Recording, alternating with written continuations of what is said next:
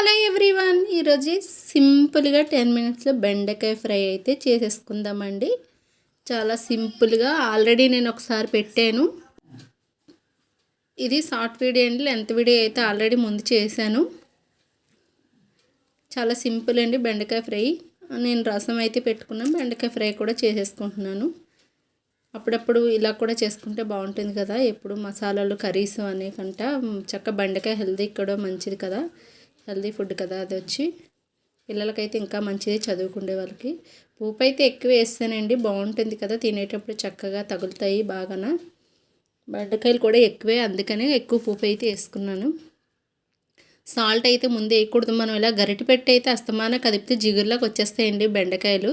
అందుకని చెప్పేసి మనకి ఇలా పైకి కలుపుకున్నామంటే చక్క జిగురులా రావు బెండకాయలు. కడుగుతాం కదా, అందువల్ల జిగురులాగా వచ్చేస్తాయి. చూసారా, చాలా సింపుల్ అండి. బెండకాయ ఫ్రై అయితే రెడీ అయిపోయింది. కారం లాస్ట్లో వేయాలి సాల్ట్ అయితే అండి. చూసారా, బెండకాయ ఫ్రై ఎంత సింపుల్గా ఎంత ఈజీగా అయిపోయిందో. Tasty, healthy. నచ్చిందా? నచ్చితే ఒక లైక్ చేయండి. కొత్తగా చూసే వాళ్ళైతే సబ్స్క్రైబ్ చేయండి. Okay friends, bye.